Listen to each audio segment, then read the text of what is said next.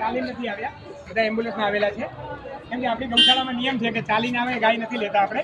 બીમાર હોય, માદી હોય, લૂલી હોય, લંગડી હોય, કેન્સર હોય, એ ફ્રેક્ચર થયું હોય, એક્સિડન્ટ થયું, આવી બધી ગાયો આપણે લઈએ છીએ. આપણી પાસે આવી 20 એમ્બ્યુલન્સ છે જલારામ ગૌશાળાની.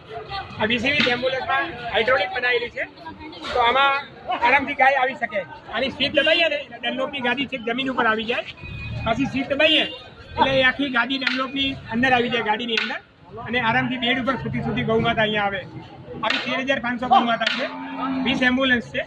ગુજરાતની સૌથી મોટી ગૌશાળા આપણી છે. અહીંયા ગૌ હોસ્પિટલ આપણે બનાવી છે. આ ગૌ હોસ્પિટલમાં અલગ અલગ વોર્ડ બનાવેલા છે. ફ્રેક્ચર માટે અલગ વોર્ડ છે, કેન્સર માટે અલગ વોર્ડ છે, પછી ગાયનેક માટે અલગ વોર્ડ છે. ગર્ભાશય બહાર નીકળી ગયું હોય, કોઈને સિઝેરિયન કરવું પડે, એવી બધી ગૌમાતા અહીંયા છે. તો 50 ડૉક્ટર અહીંયા સ્ટાફ છે, 300 જણનો બીજો સ્ટાફ છે. રાતના 2 વાગે ગાય આવે ને એમ્બ્યુલન્સમાં, તો 2 વાગ્યાનું ઓપરેશન આપણે અહીંયા કરીએ છીએ.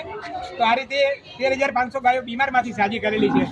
આ ગૌશાળા ગુજરાતની સૌથી મોટી ગૌશાળા, અને હોસ્પિટલ જે છે એ ભારતની સૌથી મોટી હોસ્પિટલ છે. આ ગૌશાળામાં દૈનિક ખર્ચ 9 લાખ રૂપિયા છે ડેલીનો.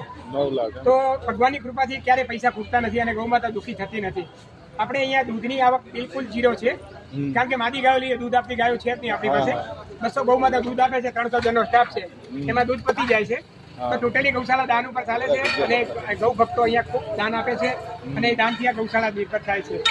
જય ગૌ માતા, જય ગૌ માતા. આજનો કહી દો, આજે તમે જે લઈને આવ્યા એના વિશે.